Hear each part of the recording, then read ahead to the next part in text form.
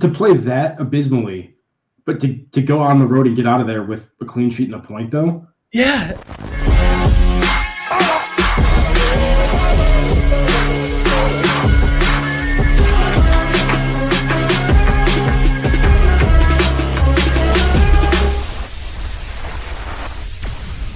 Hey, herzlich willkommen zurück auf Schalke America. I'm your host, Richard. Joining me, as always, co-host Jack. How we doing, my friend? Doing well. Good to see you, my friend. How was your Winterpause? Winterpause was good. It was good. I did a staycation at home, which is nice. It's pretty frigid here in the Midwest, as you can attest to. But yeah, it's good. Good New Year's. How about you, man? Yeah, no, much needed. Kind of a couple weeks of time to recuperate and get ready to go because I got a busy spring here before my wedding coming up in April. So yeah, bachelor party weekend coming up this weekend and everything. So, but yeah, nice to get a break over the holidays and kind of relax. It is, and I wish more teams did what the Bundesliga and German football do, where they take a month off. It gives everyone a chance to kind of recuperate. You know, it should be done more often. I think it should be par for the course, especially how many games they play. They play like 1 million games, so. I enjoyed the break. It sounds like you did as well. And we kicked things off back this weekend with Vitalie. Many questions of how things would pan out. Yeah, getting back into the action. Obviously, first game for everybody. So you wonder, is there going to be a rust involved, this and that? How would the teams pan out? How would they look sharp? Would they look rusty? One of the cool things I thought, which I love the behind the scenes that Schalke is doing, by the way.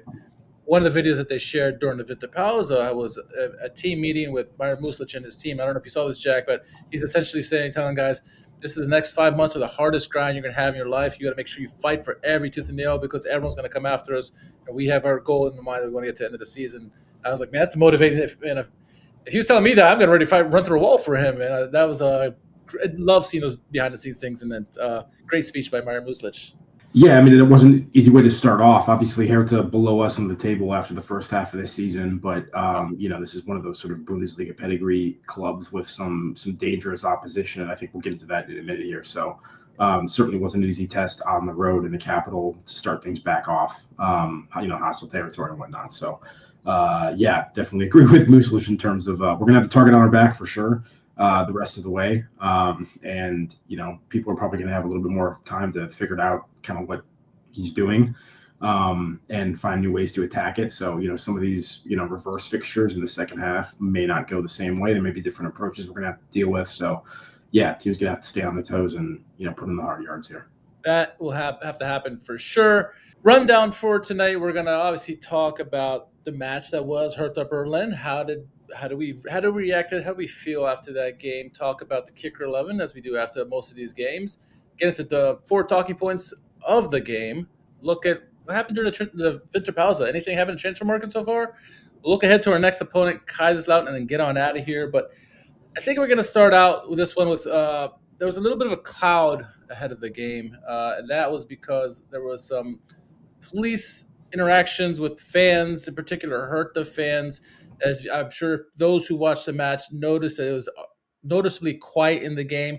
You look when they showed scenes of the home crowd, the home ultras, hardly anyone in there. And so let's find out what happened in there. I knew parts about what happened, but found an article that talks about a little bit about what actually happened. So Hertha Berlin criticized police after fan clashes and demand talks. Hertha Berlin have criticized police after clashes between their fans and officers led to over 50 injuries before Saturday's German second division home game with Schalke. Police deployment plans and presence have perceived by fans as increasingly confrontational and overall on match days, and particularly yesterday, no longer consistently de-escalating, a club statement said on Sunday. Hertha Berlin shares this perception and has repeatedly addressed corresponding observations to the police. A meeting of Hertha's board led to a demand for talks with the police to include Berlin State Interior Minister Iris Spranger. The goal remains to create conditions in which football and its fan cultures are perceived and respected as a unifying experience, and all those involved live up to their responsibilities with prudence and respect, said the club. Police reported massive provocations and misconducts by Hertha fans at the Berlin's Olympiastadion. A total of 21 police officers and 31 fans were injured in the violent clashes in the stadium concourse. 5 people were detained. Police and fan representatives later accused each other of excessive force. So the way I heard it, and you can guess from what you heard here on the statement there by Berlin. Essentially, the ultras and the police got involved. Initially, when I heard this, I thought it was the Schalke fans because the Schalke fans are quite quiet during the game. But you find out it's the Hertha fans are actually getting involved with the police, which is usually strange. Usually, it's the opposition that does it, and people got injured. Who knows? Who's to say what happened? I didn't see any videos or anything like that. I'm not blaming anybody, but it was obviously a confrontation between the two sides. As a result, it hurt the Berlin fans. Ultras protested. Most of them did not show up to the game. Obviously, with all this stuff going on, I don't know if they were not allowed in the game, for all I know. And so they were noticeably quiet. And then Schalke fans, the Schalke Ultras that traveled, 22,000, some of them. It was just another great showing in the Olympiastadion. They heard the news, and in solidarity with the Hertha Ultras, they kept quiet for the most part in the game. So for a game that's kicking off the second half of the season, Tradition Verein, a big battle between two well-known clubs, you expected fireworks and a great atmosphere to kick things off, Jack, and it was not that, which kind of set the stage for the rest of the match, I think, Jack. Yeah, it's interesting. I mean, maybe this is some of my ignorance, but it's you usually feel like you don't see local police going up against a local club. It's more like, yes, you said opposition's coming into town. There's an increased police force because there's concerns about, multiple rival ultra groups potentially causing some sort of disturbance or going at each other. But yeah, for there to be some sort of weird local drama going on that seems to be potentially ratcheting up based on, that article and some of the information where, yeah, that's strange. And, the number of people injured is sizable there. It was like over 50 plus, combined between the authorities and the supporters. So yeah, interesting, something to monitor going forward. So I put a little damper on the match, and of course we don't know this until you're watching a few minutes into the game where they finally mention something, and they didn't really say too much, maybe because they didn't know at the time what was going on. But get into the match against Hertha Berlin, a team where both these teams are two of the best defenses in the league this season. Both goalkeepers had 9 clean sheets going into this one. My fear going into this game was a 0-0 was possible, mostly because Hertha doesn't score much at home. We don't score much in general. Both teams are strong defensively, and so I thought it would be a 0-0 game, and a very dull one at that. It felt more one-sided, and thankfully we had a Superman in our team. But yeah, I was with 2 good defenses like we did in this game. Goals are going to be hard to come by. I think I read a statistic on Friday's stream where 7 of the last 8 games for Hertha Berlin had under 2.5 goals. So Right, yeah. we don't score much, and we obviously don't score much. So this game had 0-0 written in the stars from the beginning, I think. No, yeah, I mean, two very similar teams, actually. I mean, a lot of the stuff that we talk about with Schalke this season, Hertha has sort of duplicated that template. They actually may be worse than us offensively so far this year, and obviously they're worse than us defensively, obviously too, because we're the best defense in the league. But yeah, kind of along that template of like not a particularly good offensive team, middle of the pack-ish offensively, maybe a little bit lower, and then but pretty strong defensively. Schalke is a team that's usually pretty comfortable ceding possession. I think Hertha is as well to some extent. And yeah, so I mean, obviously on the road, it seemed like we were just it seemed like we had a negative approach from the beginning, and that we were just trying to kind of bunker in. So yeah, a little bit surprising that it was as one-sided as it was, given kind of the nature of these two teams. But I think some of that was approach-based. Yeah, I think if you were a layman or someone a casual fan who doesn't know either of these two teams, you watch this game, you're like, man, Hertha's a really good offensive team, but they have less goals than us this season, which is crazy. So get into the lineups in this one. Obviously, when you play, there's a lot of teams in this Vitalie where they're former Schalke players, and this team was no shortage of them as well. To lead the way for them, Gianluca Schuler, former youth academy product for Schalke.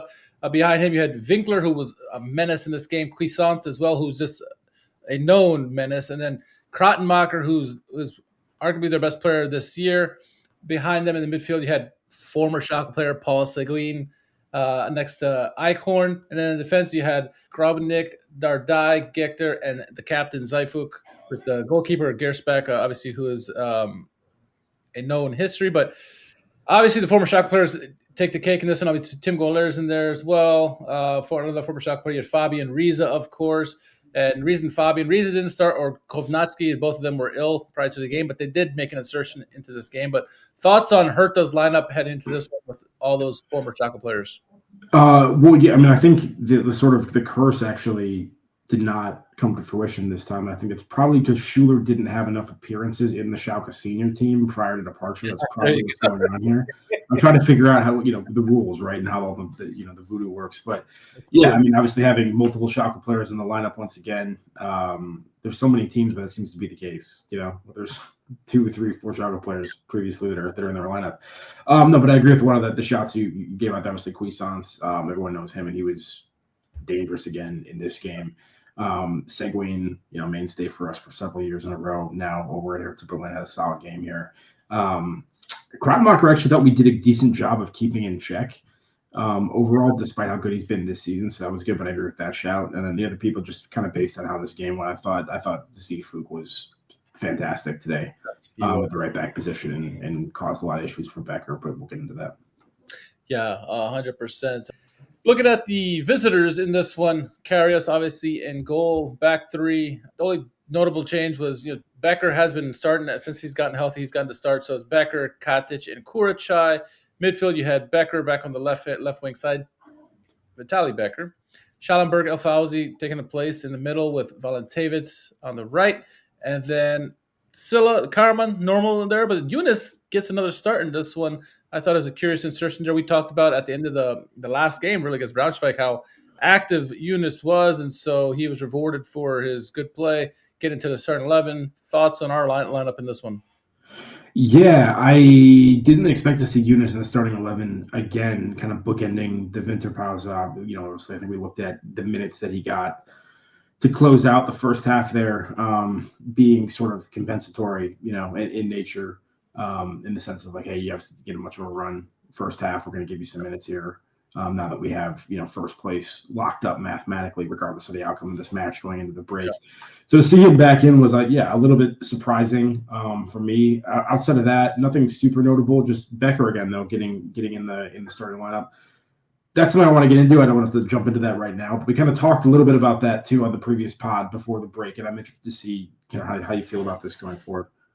Yeah, that's one of my talking points tonight is Timo Becker and how we feel on him now. So we will definitely get into him because I'm excited to get into that. And we might be on the same page in that, maybe not. We'll see. But it's certainly been good to see if our sentiments have changed at all since the prodigal son has returned, healthy. Joseph said Seguin got jeered so much during the game by Schalke fans. Obviously, that was lovely to see. Guy leaves us and goes to Hertha for hopefully greener pastures, he thought, and not having the greatest time at the moment, at least not against Schalke. So good to see this game. Not many talking points to talk about. Obviously, I think we said in the Discord chat how both teams didn't look sharp. Schalke in particular didn't look sharp, but both teams seemed the game was missing something. Luckily for Schalke, the one person who did show up was Karius. Within first 10 minutes of the game, Hertha, they break down our defense, and then number 22, Winkler, gets a great opportunity one-on-one against Karius. Karius comes out, makes himself big, makes a save, gets us – at least he was awake there at the time because that would have been really bad. Not even, man, half hour later, almost an identical play where ball goes out to Winkler again. Same result. Karius gets himself big, makes a save on there. Goes into halftime 0-0. Kratmacher, he came out in the first half, I believe, with an injury. But the big news for me, yes, 0-0. We escaped the first half with, I think, Karius had like 3 saves. But 0 shots on goal. And I know you talked about this before, like, how are we going to play coming out? We're going to play very defensive in this game. And we played almost like park the bus mentality where we're going to get out of our end, just keep it away. Thoughts on how the first half and shaped out and the lack of sharpness or however you want to call it? Yeah, I mean, it was really, really poor. Not a lot of possession, inability to string more than 2 passes together in possession most of the time.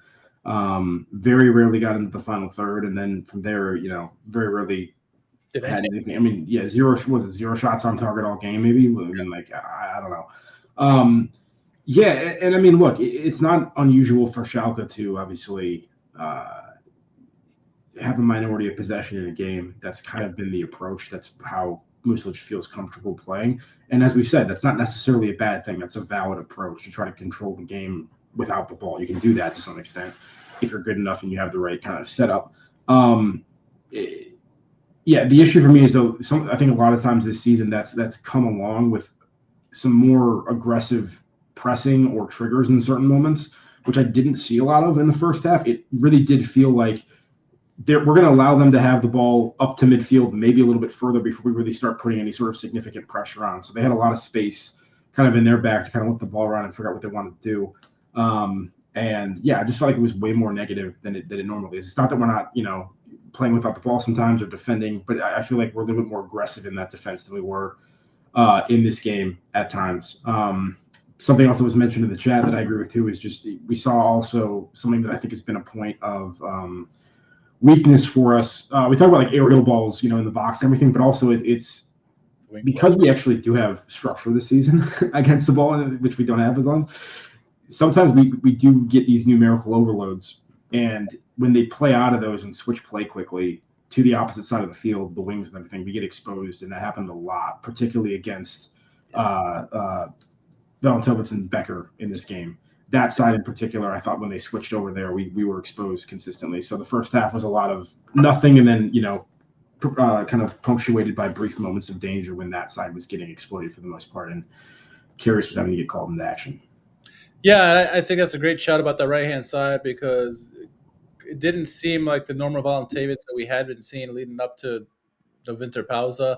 He looked he just off. The whole team looked off, and Muslic recognized this and brought in Gantenbeim to try to shake things up. Gantenbeim is known for pressing and getting the action quickly. Ultimately, you did see Yunus also had a quiet game, and Gomes came in for him as well, try to inject some kind of pace and just anything into this lineup. But much of what we saw in the first half continued on into the second half.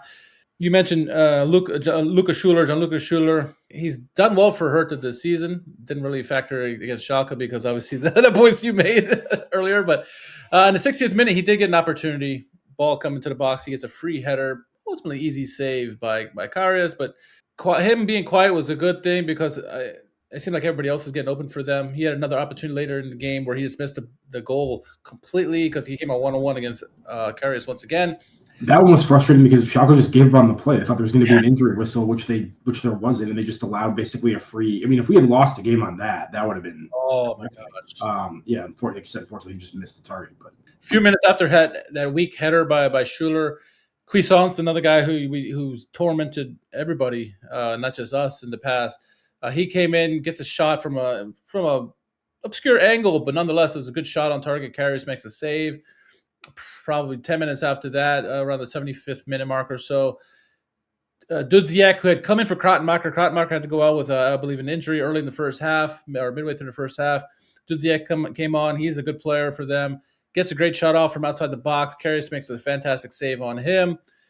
And really, the final save, the 8th save of the game for Karius happened in the 94th minute. The last free kick of the game, ball goes into the box, kind of deflects off a Hertha player, goes back. Another Hertha player is in the back door, gets a header on Karius. Karius makes a save right there on the goal line. That's the end of the game, 0-0. A lot of weaknesses throughout the game. A lot of guys, Becker, Veltins that you mentioned already. You look at the other side, the other Becker didn't do that great. At times, it seemed like Schallenberg was making mistakes, but I think he did, for the most part, an okay job. But just not good enough. It was just too defensive, park the bus, no initiative whatsoever. We're used to some initiative at least. This game had none, and arguably the worst game of the season for us. No goals. Karius saved our ass big time. Pretty bad way to kick off the Rook and the Jack. Yeah, I mean, part of me would like to say like we did all right defensively, but like you said, there were way too many one-on-ones with Karius where, if even two of those had gone the other way, it's a very different game all of a sudden. So I do think we were slightly fortunate, but it just goes to underscore once again how important that signing was. We don't need to keep talking about that every podcast, but like he's not a Bundesliga 2-level goalkeeper essentially. So he's a little bit better than that, and so to have him is hugely fortunate for us this season. It's going to be big down the stretch. Obviously, he stays healthy and whatnot. Yeah, I thought this was one of the worst games for Veltins, and I thought, Becker, him working his way back into the lineup here, I thought he was poor in this game. He seemed a little bit off the pace. Yeah. Just like physically a little bit. And some of that might be, I mean, I understand match fitness, but like if he was fit before the Winterpause and then had another like month or so to train, like I would expect him to look a little bit like physically sharper than he was in this one. And he just seemed off the pace. Like he seemed like he was a little bit more of a liability defensively than anything else. And he wasn't particularly good in possession in this game either, which isn't like a huge strength of his, but like that's an area where he can contribute as well generally. And I didn't think it was there. So I think that kind of stack of the two of them on that right-hand side causes a lot of issues, whereas like the Becker stack is a lot stronger on the left-hand side. The reason it didn't really like do as much for us is just that I think that, you know, Becker's verticality was limited in this game by Zifuk and how strong he was defensively and how many, you know, issues he was causing down that side too. So sorry. No, I like that you use the term verticality because I think two of the key guys for us on the build-up play, and Asynchronous mentions here in the chat how Kuruchai or El Fauzi really the guys who help bring the ball out from the back, really. And Hertha did a really great job of shutting them down and forcing others like Katic, who I thought also had a pretty poor game overall.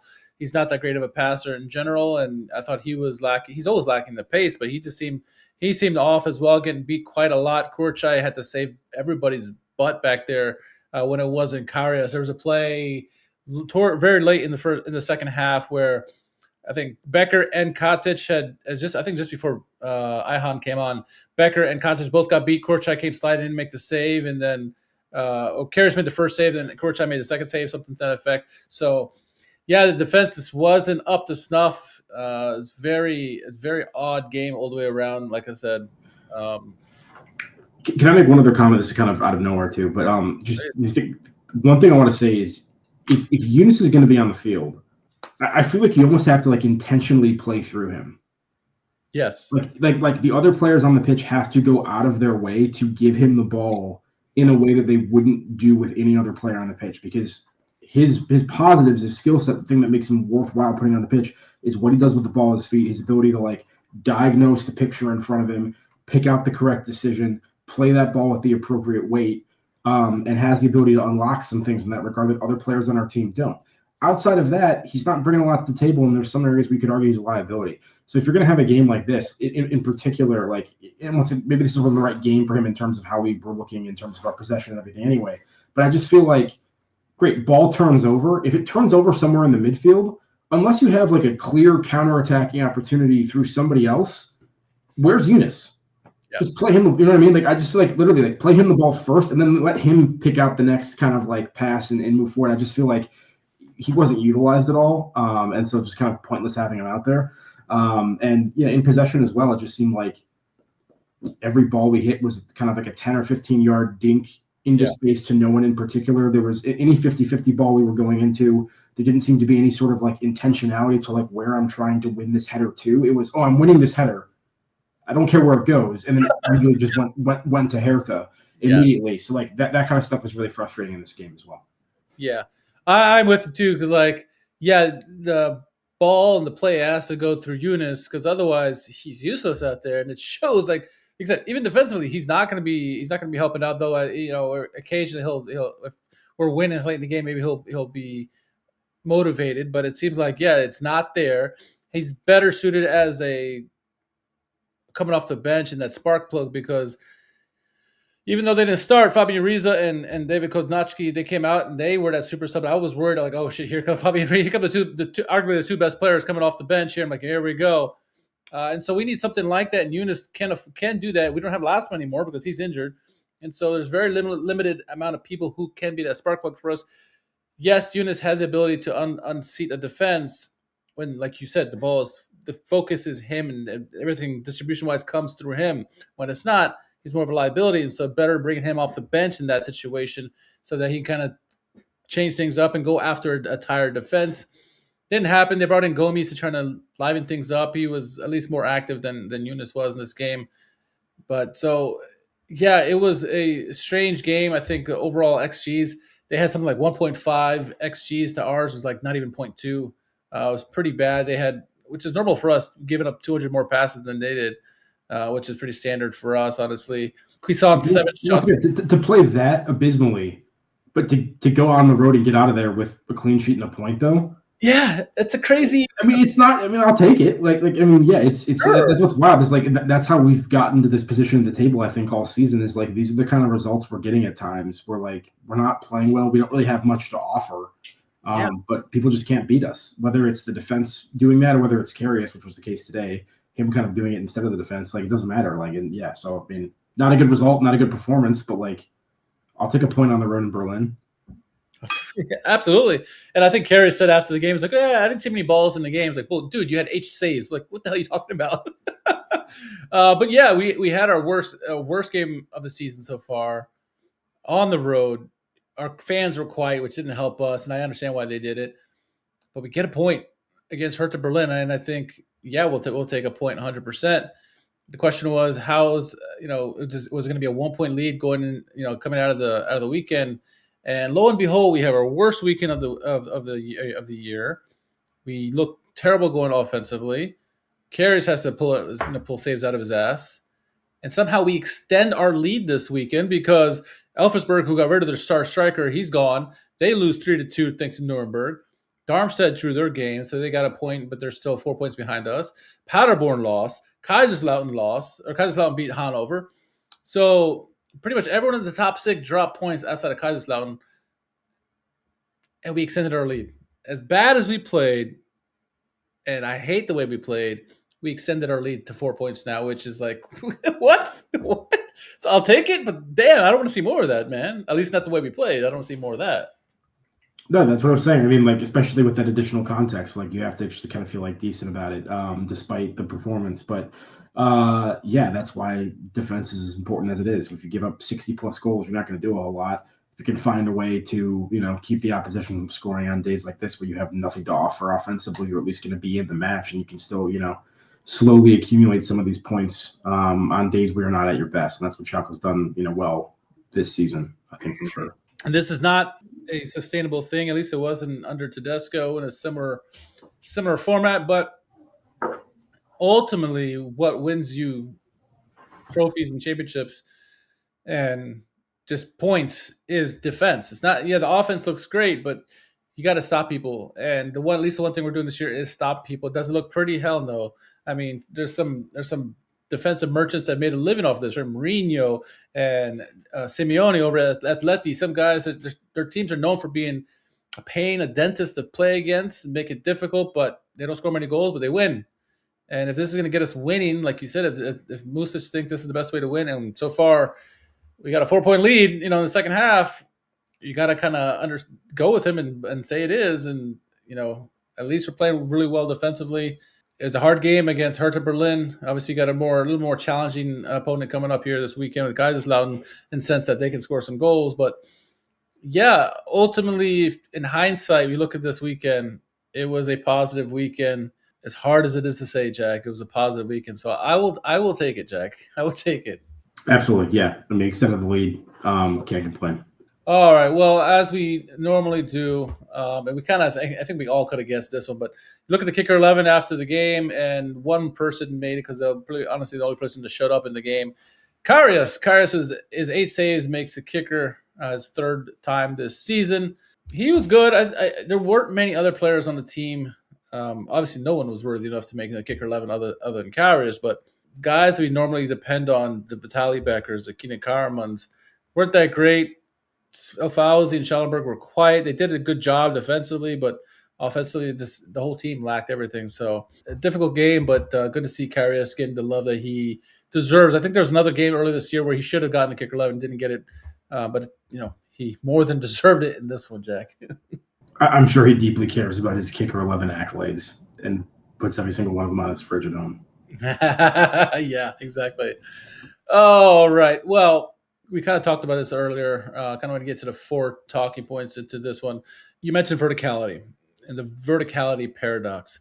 Miron Muslic in his press conference talked about how he was happy, how the way we played vertically. He thought that we played with intensity. We were stretching the defense.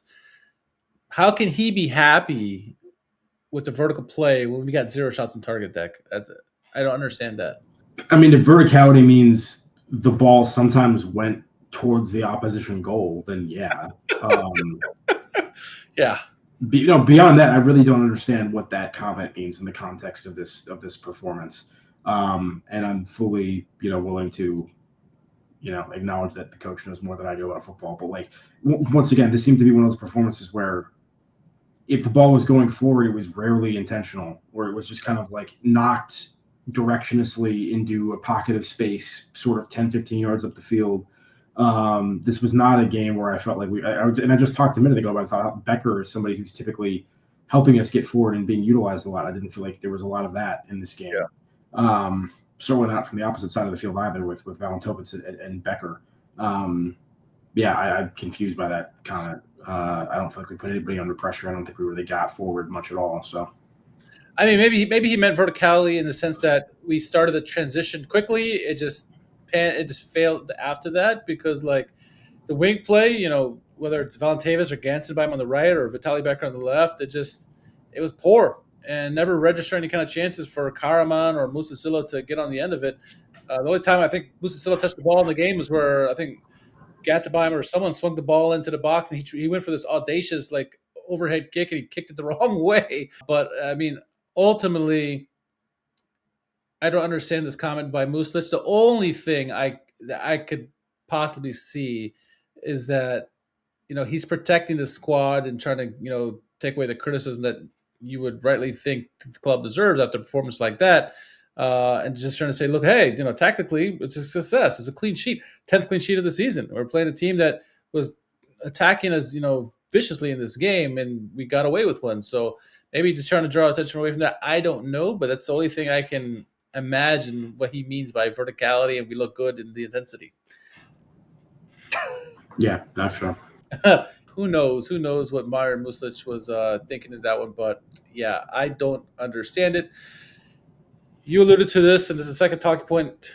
Timo Becker, guy we all love, obviously. He came back from injury just before the winter pause. Looked decent in that game against Braunschweig for the most part, but with a month to prep before the next game, which was this weekend, Hertha Berlin, you would expect a little bit more from Timo, and he seemed off in this game. Prior to his return, Mircic and Ihan looked good. He was getting better as the season went on. And the question, we talked about this before, what happens? You allow Timo Becker come in, you let the youngster continue. There could be that issue where we've seen in the past with goalkeepers where you keep flip-flopping back and forth and it ruins the morale of both players. Right. What are your thoughts on this whole Becker-Ihan situation? Yeah, I mean, I would probably view Becker's performance in that Braunschweig match a little bit more harshly. And granted, he's coming back from injury. It's kind of a throwaway game at the end of the season. It's not nearly as important as this game against Hertha. But I didn't think he was particularly convincing in that one. And then once again, match fitness aside, the ability to still train and stay fit over the next month or so before this game, I was just looking for a little bit more. And I felt like his performance was more indicative of a player who was like kind of just like hanging on in that match, as opposed to somebody who was really, up for the challenge or like sort of even dictating things potentially. Because sometimes you have defenders back there in particular matches that are, having a significant impact on the game. And it just felt like he was, like I said, a step slow, a step behind, a little bit out of sorts back there. We weren't really punished for it, fortunately, in this one ultimately in terms of a goal or anything. But I mean, just a couple of performances now where he's been underwhelming. And once again, this is a guy that's playing in the Bundesliga recently or a higher division. So for him to be kind of like that shaky in the second division, it's not really instilling you with a ton of confidence. So we've seen that. Sorry, go ahead. So we've seen that from him before, where he looked really good in the Bundesliga and then goes to the Zweite Liga and we didn't play him, remember? So, or opposite, whatever. Either way. Yeah, I don't want to be too harsh or too negative or say he's not going to, it's going to be a thing. But yeah, I definitely think it's a performance kind of that raises the eyebrows. I thought Ihan was better when he came in. It's something to keep an eye on. I think there's a chance that Becker does lose his job in the starting 11. Yeah, and I think you have to look at the opponent as well. Like, if they're a team that has a lot of pace, you probably want to have Ihan out there as opposed to Timo Becker. Becker has decent speed, but yeah, it just seemed like, I don't know, it's just something's different. We know Becker can play the wing. It's just at this present time, and I go back and forth this because I love Becker, and I think Ihan's great, and he's a lot of talent with him. Maybe you don't want to go back and forth because that's not good for anybody. But we have to keep an eye on this. And if you play a team like Kaiserslautern, who probably has a lot of pace, maybe you got to give Ihan, especially if especially Becker's not 100%. If he's not 100%, let Ihan play. Let him play. Have Becker come on in relief for when he's tired, or Katic or Kurchai, something like that, because he can play wherever. Let the youngster go, man. But if he's 100% fit, if Muslic thinks he should get to start, so be it. But having the option of Ihan come off the bench as soon as he feels that Becker isn't performing up to snuff, pull him out and do what he did against Hertha Berlin and make that substitution. Because I agree with you. I thought he felt like he was hanging on, and not he didn't. He didn't look sharp. Didn't look sharp for sure. So curious what people think in the chat. Let us know what you think on. Should it be Becker getting the start going out, or should it be Ihan? Let us know. Let's see. So next talk about I want to talk about is was it a winner break rust, or is that the tactical intent by Muslic in this game? Obviously, this is a top spiel against Hertha Berlin. We know that they have some talented players on the attacking side. So is this Schalke being rusty, not sharp from the long break, or is this us being intentional and knowing this is a dangerous opponent, safety first, we're in the first place. Let's just make sure we don't let up any soft goals and continue the promotion race as in an Atleti style of we're like the Atleti Madrid of the Vitalie right now. So, what do you think is the culprit of the game and the result? Yeah, I mean, I'm going to give the coach the benefit of the doubt just because I felt like some of the comments he made earlier in the pod in terms of the passiveness with which the defensive shape was implemented this game seemed to be more intentional. And there were really a few pockets, a couple in the second half, where it seemed like we were going after people more aggressively in numbers. So yeah, I don't know. I'd like to say it's partially the approach, but at the same time, I thought Hertha looked like bigger and faster and more athletic than us in most positions on the pitch, and they caused issues. And yeah, I mean, I think we were fortunate not to concede at least one in this game and to get out there with a result.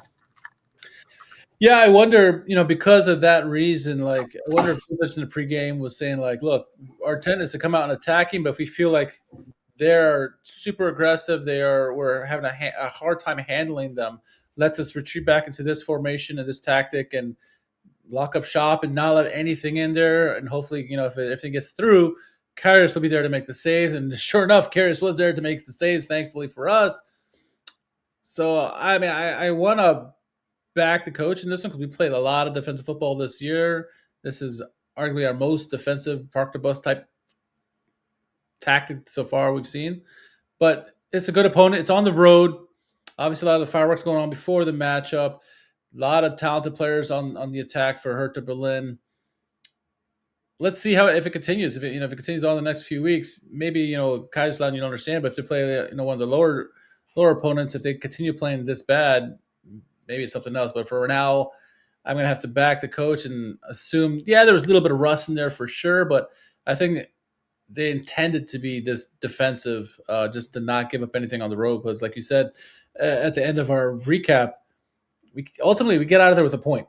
And I think that would have been like the minimum goal that Muslic would have won is at least get out of there a point, get a clean sheet, and get out of there because now Karius has got 10 clean sheets on the year. So, we'll have something to keep the eye on, I guess, for sure. So,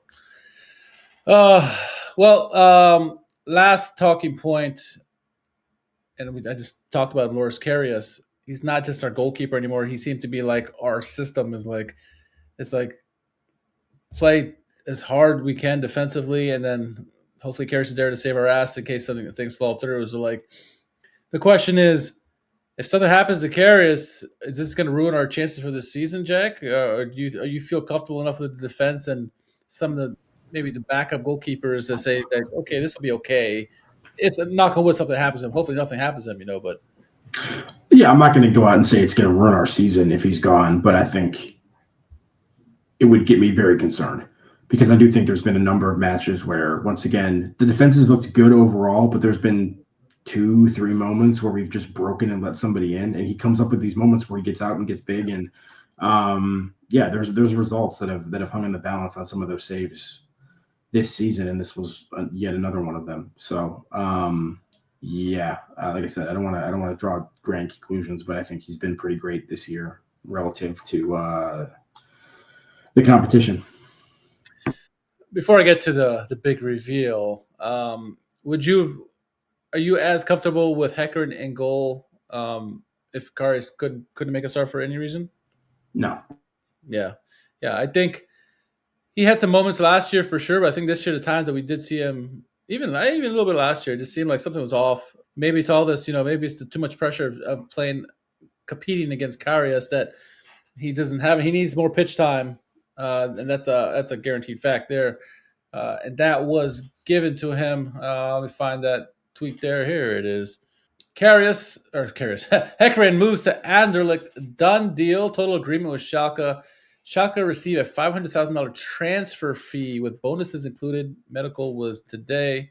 I thought it would have been smart to get a backup goalkeeper, send Heckeren out on loan, and allow him to get minutes. Schalke feel maybe just the offer that came in, they couldn't say no, but they sold Heckeren $500,000 to Anderlecht, and he goes to Belgium to play there. So, thoughts on Heckeren moving on a transfer, Jack? I mean, I don't love it. At the same time, I don't think he's ever been that great for us. I guess the way I was looking at it now is like, hey, he kind of got forced into the starting lineup for us, potentially earlier than we would have liked him to have been. Didn't do great. He's lost his job to Karius now because we've gone in and gotten, sort of the official kind of guy or whatever. But having had that experience and now working with a guy like Karius, maybe the next time we call on him, he'll be a little bit more competent. And I don't think anyone's looking at him as like a long-term solution still, but like maybe more of a steady hand. Excuse me. And so, seeing that he's gone now, we don't have that is not, great. But at the same time, I don't think there's a lot in terms of what he's put on the pitch to really have you shedding too many tears over this one.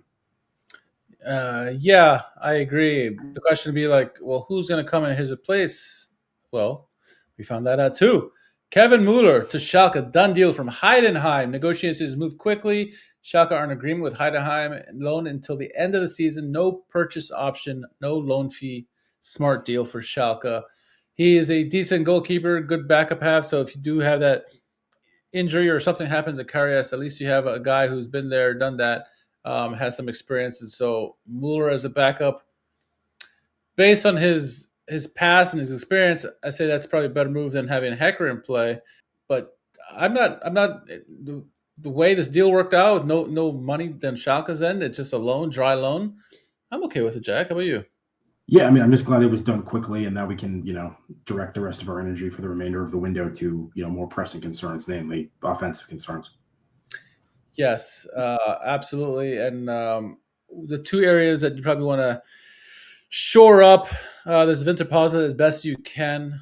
Certainly the goalkeeper situation, which we just found out about, but also the attack. We're lacking in the goal scoring department. And so we're going to have to start looking out there and try to find people who maybe fill that void, come in. Both you and I think that we have options in the team with the youngsters, but, sometimes you just need a proven veteran to come in here and do that. Well, the first name is not necessarily a proven veteran, but an exciting type player. One of the first rumored players is Miron Muslic on loan, possibly from Union Berlin. He did not play this weekend, so the rumor mill was a buzz that maybe he is coming to Schalke. He's averaging like a goal every 10, 20 minutes this season. He only has 2 goals, but he's only played 20 minutes. But he has some potential. He's an exciting player. I know him from FIFA, so that's how I know him. But an okay name. Any thoughts on this if it were to happen? I'd be very okay with this move. Actually, I would like this move. Not like thrilled about it, but I think this would be.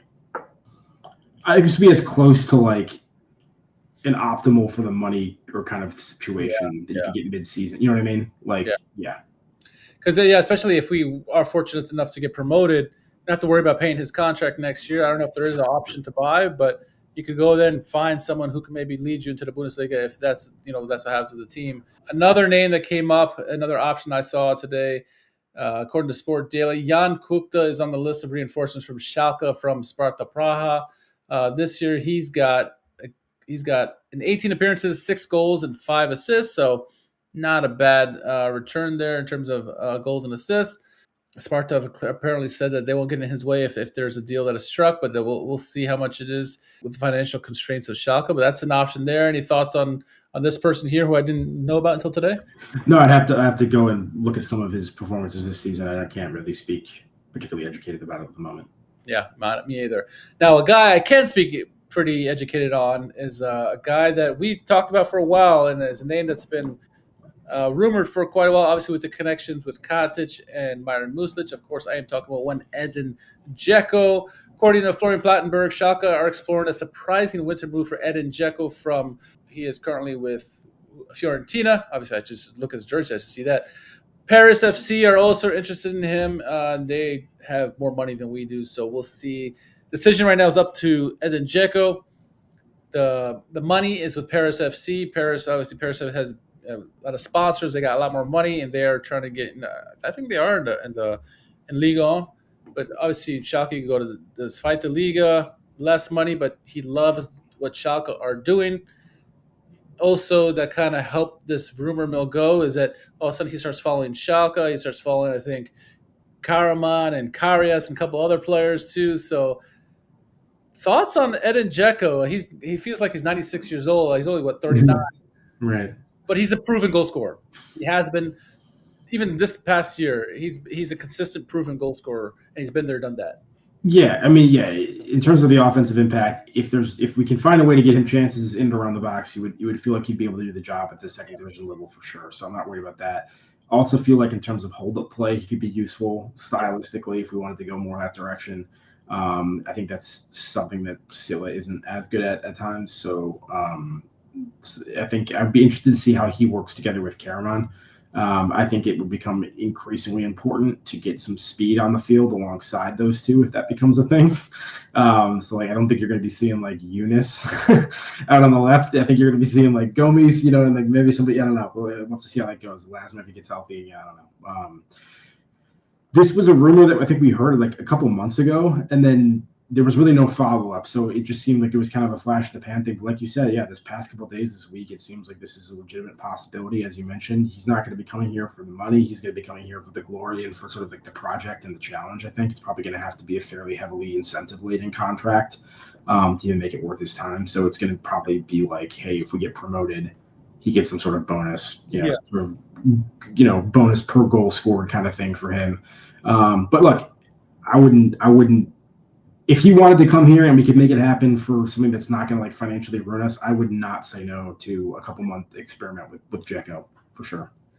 I'm on the same boat. I've watched him his entire career, especially because he played most of it in Italy. But no matter where he went, even last year, he spent the year in Turkey and was producing like crazy out there for, I guess it was Fenerbahce when he was out there. He's a good goal scorer. He's one of those guys who's just a poacher and can score no matter the age. He's got okay pace. He's always had okay pace. It's nothing like he's been a burner there. But he's so smart. He's so technical. He can put the ball in the back of the net from anywhere in the box, inside or outside. He is a goal scorer. So yeah, I'm with you. As long as there's no financial restraints there, nothing's going to cripple us further than we already are crippled, then I'm fine with it. And I said, let's go. But I agree with you. It has to be somebody playing alongside him that has pace. Maybe it's Silla. Maybe it's Gomes. Maybe it's, Zaida Musa if he's healthy. I've seen he's been, getting some minutes. So we'll see. We'll see. He needs a service, though, ultimately. And I think that goes back to saying, like, the wing play's got to be a lot better, whether it's Gentebeim or Veltins on the right or Becker on the left. He needs a service. Any striker needs service. And so does he want to play with a team where he gets limited amount of chances? I don't know. Maybe. Simon Terota flourished. He did well in the situation where he gets limited amount of chances in the game because he didn't need many chances. Dzeko is just in a similar boat. But we need some pace. We need some better play by the rest of our team if he's going to be successful or anyone's going to be successful. So I think all that is incumbent on a guy coming in to fill Ben Manga's old position. That's Maximilian Luftel. We snagged him from Hannover 96. He starts July 1st, I believe, unless there was something I missed where he maybe starts already. from everything I've heard about this guy, and I don't know too much about him. I read a lot about him though over the winter break. He's a genius at what he does. He's a squad player, and then Bauman's been looking at this guy for a while. So if this guy's everything that Bauman tells us he is, and I hope he is, brighter days for us. But he's got a lot of work on his plate to fix some of the issues that we have. Especially offensively, but getting some more depth, getting younger. And so I'm excited about this. We finally, it allows Bauman to do his job even more so than he was already doing. And now we got somebody to fill Ben Manga's vacated position. Yeah, I'm just glad that Bauman got his preferred candidate. So I'm willing to trust Bauman for the time being, given how things have gone so far. So let's see how this all pans out. But yeah, that's all the moves that I noticed so far. Did I miss any other moves? Did you see anything else that happened? Yeah, me neither. All right, the last thing here is we got Kaiserslautern coming up this weekend. Thoughts on Kaiserslautern? Currently, they sit in 5th place right now. I'll put this on the screen here so people can see. They're on 30 points, 22 goals against, 32 for. Yeah, what are your thoughts on Kaiserslautern? They had a big win against Hanover this weekend where they leaped them in the standings. How do you feel about them? I am going to let the Kaiserslautern match irrationally affect my emotions on Schalke for the rest of the season. I feel like, given the performance that Kaiserslautern's coming off of, how much more dangerous they are from an attacking sense than we are this season. If we're able to go into that match, get a win, I'm going to feel pretty good about things. If it's a bad performance, then I'm going to start looking back into the second half, the first half of the season, and some of the bad performances to finish off the season there about things, which is not fair, but that's what I'm going to do. So anyway, I think this is an important game. This is another match to start off the second half of the season here with a top 10 opponent who can easily get some points off of us. It's not an easy fixture by any stretch of the imagination. So looking forward to this one actually. Yeah, this is I'm there with you on the irrational part. This is our biggest psychological test of the season so far, and it could heavily impact how the rest of the season goes. This is a team who is essentially our bogey team. They're much more talented than we are offensively, like you mentioned. They've won 4 or 5 games in a row against us, including one early this year where they won 1-0. How do we handle all of this? And so there's 3 takeaways, I think, 3 keys to victory for us. They got a youngster over there. His name is Skita. I forget his first name. Finnish player, really good. He's got like 8 goals or something from the midfield. He is super talented. Ron Schallenberg, as good as he has been this season and last game, he's going to have to shadow him, follow him around. Don't let this guy create space. Essentially, you shut down Skita, you have a greater chance of winning this game, or at least getting the draw on this one. Their top striker, Ivan Prityan, he's out injured with a hip injury, so they're going to focus on Nathan Skitra to stop him, and so Schallenberg's going to have to be on it. Essentially, if Skitra doesn't touch the ball, we have a better chance of winning the game. It's pretty simple, honestly. Second thing, and you alluded to this in the Hertha match, the wing play's got to be better. Whether it's Gantenbeim or Veltins on the right and Becker on the left, they got to produce and create more chances offensively. We need to spend more time. Becker, in particular, needs to spend more time in their zone than in our zone. If he's constantly playing defense, we are not getting anything to attacking area, and so the wing play has to be immense in this game. And then lastly, it's that mental block that I just talked about. We lost 4 games in a row against them. We're going to have to – Muslic is going to have to get into the guys' heads that get this trend of games against Kaiserslautern out of the way.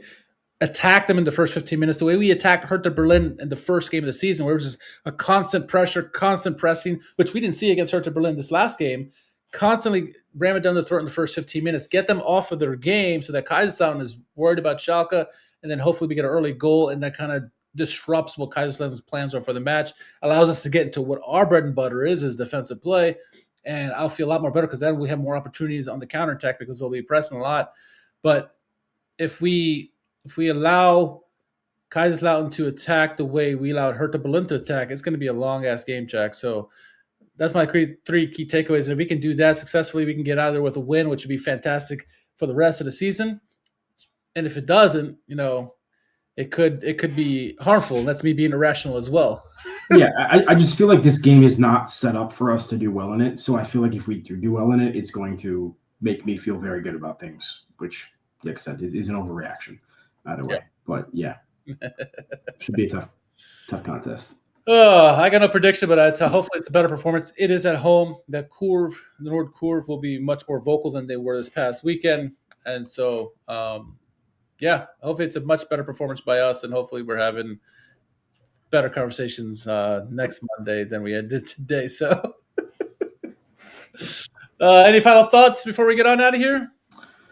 No, sir. Yeah, me neither. Football season's slowly winding down. There's actually a national championship game now. We can go finish the rest of this as we get out of here. Next game is this coming weekend against Kaiserslautern. We'll see how this game pans out, but excited to see how it pans out. And I said pans out like twice in a sentence anyway. Time to get out of here. Jack, where can our followers find you on social media? At JMA JMMANGAN on Twitter. Wonderful. You can follow me at R_KHARMAN. More importantly, follow us at Schalke America all across social media. Make sure you follow or subscribe all your YouTubes or Twitches, all that stuff, and share us with your compatriots wherever they may be. We need the follow. We need the help. So join us on Discord if you haven't done so already. We talk Schalke and all kind of things throughout the week, not just on game days. All right. We will catch you guys here next week. I'll try to get it a streaming maybe Friday or Saturday, leading to the game, kind of preview the game. But outside of that, we'll catch you on the next podcast. For Jack, myself, enjoy the rest of the week. Enjoy the national championship if you're watching it. Glück auf.